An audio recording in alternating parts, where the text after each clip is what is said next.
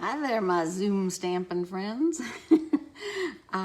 It's November 2020, and this video is to assist you in preparing for our Zoom live video podcast, or whatever you call it. I wanted to go through the different cards with you real quickly, just so that you had an idea before you start on them. And we're using the Quite Curvy stamp set and the curvy dies. So the bundle is called Curvy Celebrations. So I've just numbered the cards 1, 2, 3, and 4. So it's a little bit easier to know what order we're going to go in if you want to get things prepped and ready for our presentation. That would be great. The first one I want to show you, number 1. Now this is kind of has a quirk to it because the card itself that I have made here is in a different DSP and color combination than what you'll be getting. You'll be getting a lavender colored or Highland Heather card base, and the card will, hopefully, I can show you what it'll look like. I did one with that, but then I did the wrong, here it is. There we go. So a little bit more florally and feminine than the striped one.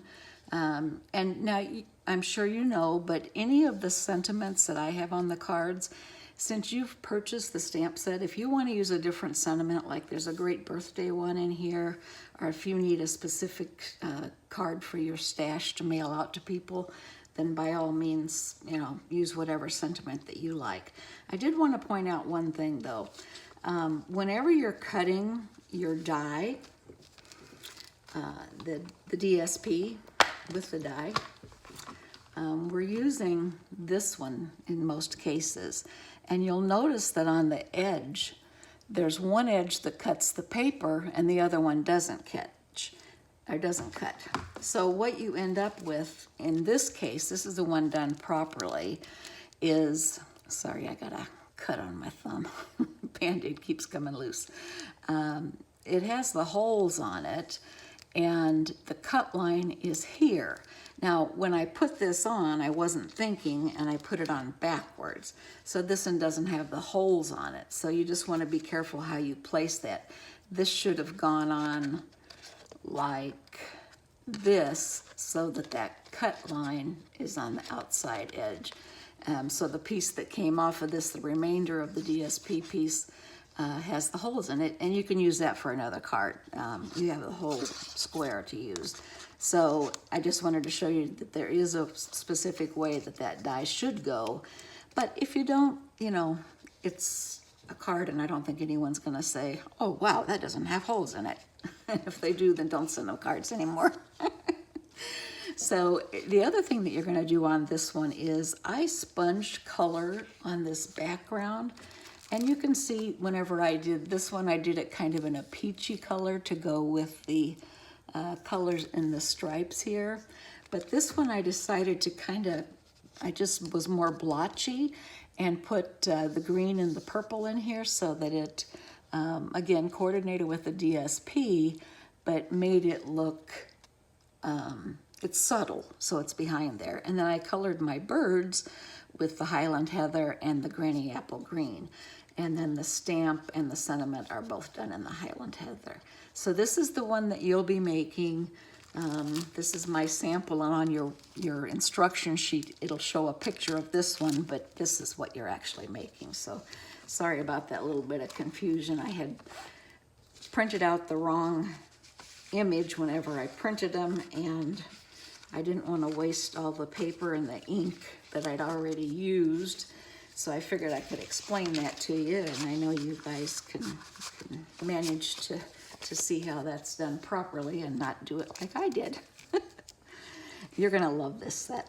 It's so creative and adaptable to so many different cards.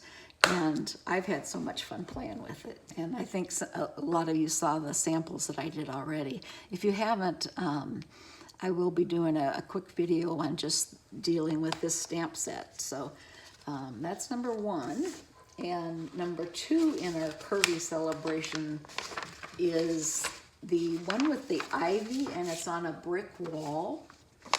And the background on this one is our Call Me Clover background.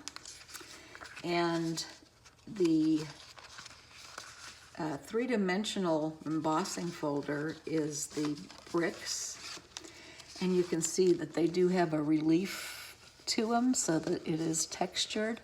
And what I did was I took a light colored sponge and kind of went over it lightly to accent those bricks, and it does make a difference. And I used a light beige, but you could use a light gray also. It makes a big difference in how the background looks. And this is the inside of the card. This is the sentiment, which, you know, again, I use the sentiment Made with Love Just for You, and there's a little heart in here, but you can use any sentiment on this that you want. There is an extra piece of Whisper White in here. That's this one here. And this is the one that you're going to stamp the ivy on. And then you will also, this is the ivy stamp here. And this large outline stamp is the one that will cut that out. So it'll cut that right out. It makes a great cut. So you'll have fun doing that. And if you wanted to, I mean, you could do one of those little birds on all these cards. You know, that's up to you. I know some of you really like the birds, you know, myself included. So I will probably add birds to all of them. But that's card number 2. And card number 3, let me put that back where it goes. Card number 3 is our autumn one. And I think this is the autumn one. Nope, that's the last one. That's number 4. This is the autumn one. And what you'll need to focus on whenever you're putting your die down on this is remember which direction those holes are, because what this card does is it has the holes here, and then you turn it over and use the back of the cardstock. And this one I did use the birthday sentiment on. Now this ivy is just stamped on the white piece, the Whisper White piece. So the crumb cake is the one you're going to cut and cut again. And then this would be the, oops, there's 2 crumb cakes, so you can cut the top and the bottom. And this would be the white that would go underneath it, and this is where you'll stamp this. Now what you'll have to do, because depending on how big you make, how wide or thick you make these curves, that's going to depend on how much room you have to stamp your ivy.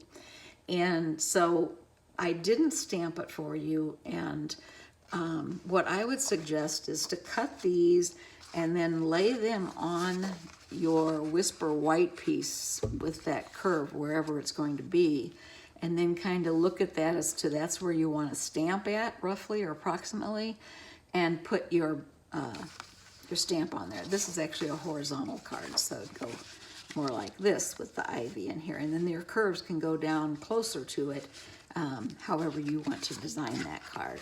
So some flexibility there. Great colors. You're going to need to get out your markers and color that in, or your colored pencils, or whatever your favorite color mediums are. Cute card though, and I love there's some sequins in there for the fall colors, and I would get the markers for the greens and browns and oranges and all those pretty things.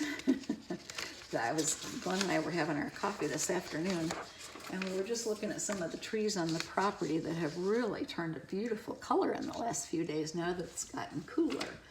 And it's nice to see those. It's nice to see them still on the trees and not on the ground or in the pool or all that stuff. And the 4th card is a gatefold card. Oops, that's not it. Where's the gatefold? That's not it. Here it is, right on top. Go figure. The gatefold card, what you're getting in your kit, this is your gatefold card. And what you have here is a 4-inch piece of DSP that you're going to cut in half, but don't cut it in half with your cutter or your trimmer. What I did was I took my little ruler and pencil and I went halfway across to the 2-inch mark and made a little mark there, and then made a little mark at the top. And so what I did then was I took my die that I'm using and I'm going to put one mark at the top where that is and one where the other is. And it doesn't matter if you put it this way or this way, however you want to design it, it's up to you. And what I usually do is, oops, I hit the light with my arm. I like to tape this down with a repositionable tape, or the purple tape, or painter's tape, or some kind of a tape that's not too tacky, that's not going to rip your paper when you pull it off. But so I put that into place so that it stays there, and then I'll run that through my die cutting machine, and I get the curve to fit on the actual thing. I'll leave this mark on this one. Someone will have it already done. And then what we're doing is we're taking the stamp that has the flowers. It has a floral swag, and we're cutting 2 of those. We're going to stamp and cut 2 of those. And that is the smaller outline die that's in your kit or in your packet bundle or whatever. And so what you're going to do is, like I say, stamp them, color them, cut them out with the dies, and then you're going to adhere those to the top of the card coming down this way on either side. So whenever you actually have your card in place, what's going to happen is the die where you cut that paper is not going to be, oh, here they are, duh. So this is the gatefold card. So what happens is this paper is not going to cover the whole thing, and this is going to have extra. So I took the inside piece and I stamped around, I sponged around the edge just so there was some color in there too. But you'll notice that this card doesn't extend over, and this side doesn't either. So that's, the curve just goes along there. And then we have a belly band, and the belly band is uses one of my favorite punches, and you're just going to take the piece that's in here. This is slightly less than 2 inches, and what I did was I started here on this side, and I did score that, and I scored that at 1 3/4 inches, and then I just held the rest of it and put it around the card loosely, not so loose that it falls off, but not tight that it can't move, because the whole idea is for the recipient to get the card and open it up. And they can open it by untying it, or they can open it by sliding it down. And you have this white ribbon in here. If you have something else that you'd prefer to use, feel free. If you want to stamp some flowers on here instead of the bird, or take your creative liberties and make it yours. It doesn't have to be just like mine, but the finished card looks like that. I think it's quite impressive, and I did some of the little twig stamps in green to coordinate with the green that's up here in these flowers. So that's card number 4, and I think, like I said, I love this set, and I think that you are going to love it too. We have some really creative people who take part in this, and I can't wait to see your designs. This was number 4. This is the one that I was talking about with the bricks that I sponged lightly. Can you see that shading on there? And because this is a 3D embossing folder, it does, the top of the sponge just hits that lightly, and I think I used crumb cake on this one. But it does give it a nice technique and a good look. one of those little finishing touches that we all like to do so much. And if there's anything that you'd want to add, sequins, glitter, whatever, feel free. These are your projects to create as you want. I can't wait to see yours. And can't wait to see you on the 17th at 11 a.m. on Zoom. I will send you the link probably next Tuesday, so you have a week in advance for the link. In the meantime, I'm going to drop off all your kits and packages probably tomorrow. You should have them by the weekend in any case. That'll give you time to look through them and prepare and get ready for staging the things that you're going to need. I do have a list of, for each card, of things that you might want to have at your desk just in case.